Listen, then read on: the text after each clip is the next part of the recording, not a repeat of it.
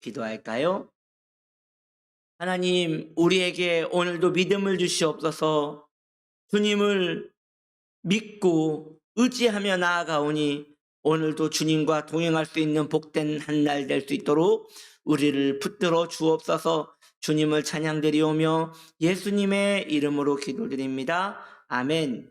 오늘 하나님 말씀 출애굽기 4장 14절, 여호와께서 모세를 향하여 노하여 이르시되 레위 사람 내 형 아론이 있지 아니하냐. 그가 말 잘하는 것을 내가 아노라. 그가 너를 만나러 나오나니 그가 너를 볼 때에 그의 마음에 기쁨이 있을 것이라. 아멘. 오늘 말씀의 제목은 사람을 의지하지 맙시다입니다.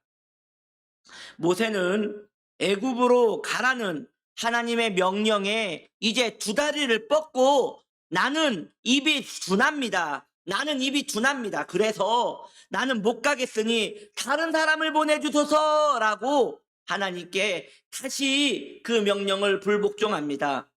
하나님께서는 모세에게 내가 너의 형 아론을 너에게 보내줄 것이니 너는 그에게 가서 나의 명령을 전해라. 나의 명령을 전해라. 그가 바로와 백성들에게 너의 말을 대신 전해줄 것이다 라고 하십니다. 그제서야 못 가겠다고 버티던 모세는 이제 하나님의 명령에 순종을 합니다. 이 연약한 모세의 모습에서 우리는 너무도 우리의 모습과 닮은 모습을 보게 됩니다. 하나님께서 함께 하신다고 할 때는 움직이지 않습니다. 그런데 이제 사람이 함께 할 것이라 하니 이제 하나님의 명령에 순종하는 것이지요. 믿음의 사람은 보이지 않는 하나님을 의지해야 합니다. 이것이 믿음의 사람의 방법입니다. 내 눈에 보이는 것 없고 내 손에 잡히는 것 없어도 보이지 않는 하나님이 함께 하심을 믿고 살아가는 그러한 삶이 성도의 삶이어야 하는 것이지요. 그래서 성도는 외로워도 외로운 길이 아닌 것입니다. 성도는 외로워도 외로운 것이 아닙니다. 보이지 않는 하나님이 우리와 늘 함께 하심을 믿기 때문이지요. 그런데 우리는 꼭 본문에 나오는 모세와 같이 하나님께서 함께 하시는 것은 전혀 위로가 되지 않고 눈에 보이는 사람이 위로가 되는 것은 왜 그런 것일까요? 돕는 하나님으로는 위로를 받지 못하지만 돕는 사람으로는 용기와 위로를 받습니다. 이것은 인간의 연약함이며 하나님을 온전히 의지하지 못하는 또 다른 인생 안에 있는 악입니다. 하나님께서는 이런 인간의 약함을 아시기에 어쩔 수 없이 우리 주위에 도움의 손길, 사람을 붙여주십니다. 이것은 성경에서도 찾아볼 수 있습니다. 바울도 처음에는 아나니아를 붙이셔서 아나니아 집에서 눈을 뜰 때까지 있게 하셨습니다. 이디오피아 내시도 처음에는 빌립 집사를 보내셔서 그에게 성경을 배우게 하였습니다. 고넬료에게도 베드로를 붙이셔서 하나님에 대하여 다시 알게 하셨습니다. 이처럼 연약한 인간에게 하나님은 하나님의 방법으로 사람을 붙이셔서 그를 위하여 일하게 하시는 것입니다. 그러나 돕는 사람, 이것은 결국 도구에 불과하다는 것을 우리는 알아야 할 것입니다. 거기에서 멈추면 안 돼요. 결국 돕는 사람을 딛고 버티고 일어나서 오직 하나님께만 의지하는 대로 우리의 마음이 나아가야 하는 것입니다. 이렇게 하나님의 용사가 탄생되어지는 것이고요. 이렇게 하나님을 의지하는 거룩한 백성이 탄생되어지는 것이지요. 여러분, 우리 주님을 기억해 봅시다. 우리 주님께서 광야를 가실 때에 누구랑 같이 가셨나요? 기도하러 가실 때, 새벽에 기도하러 가실 때에 누구랑 같이 가셨나요? 골고다에 오르실 때에 누구랑 같이 가셨나요? 아무도 함께 하지 않았습니다. 오직 하나님을 벗삼아 그분과만 함께 하였습니다. 이것이 또한 우리의 길이어야 하는 것이지요. 사람을 바라보는 데서는 점점 멀어져야 합니다. 이것은 하나님의 방법이 아닙니다. 결국 성도는 혼자입니다. 내 안에 우리 주님이 함께 하신다는 그 믿음 하나로 이 세상을 헤쳐가는 것이지요. 우리가 잘 아는 복음성가 가사가 있지 않습니까? 사람을 보며 세상을 볼 때 만족함이 없었네. 나의 하나님 그분을 볼 때 만족함이 있었네. 우리는 여기에서 또 다른 이야기를 할 수 있겠지요. 이것은 믿지 않는 사람을 가까이 하는 것에 대한 경계가 아니겠습니까? 나는 믿는 사람과 함께 동역하는 것이니 나는 괜찮은 것입니다. 라고 저에게 이 설교에 반박을 하시는 분이 있을 수 있을 것 같습니다.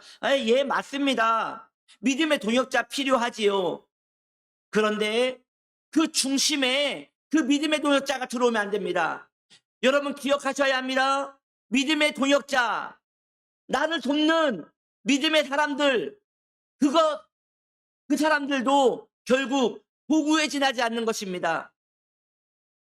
하나님을 바라보는 데 있어서 그 사람이 도움을 주면 좋겠지만 하나님을 바라보지 않고 오직 그 사람에 대하여 의지하는 마음이 생긴다면 하나님을 찾아야 할 길에 대하여 그것을 선택하지 않고 그 사람을 선택하는 데에 있어서 더 마음이 향하여 있다면 그 사람은 오히려 우리에게 악이 되는 것입니다.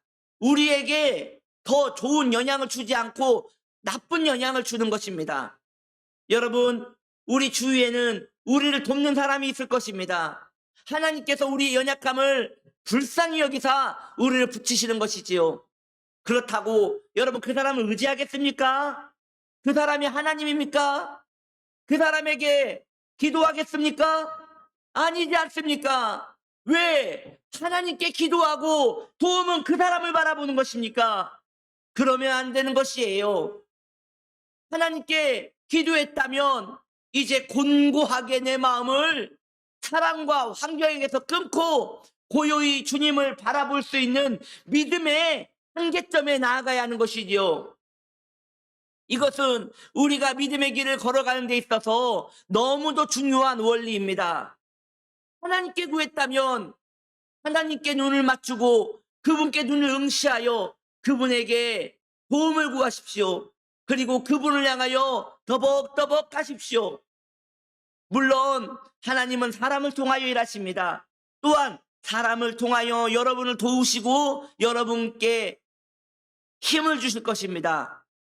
여러분, 그게 사람이 도운 것입니까? 아닙니다. 그는 도구에 불과합니다. 다시 하나님께로 여러분의 마음이 향하여야 합니다.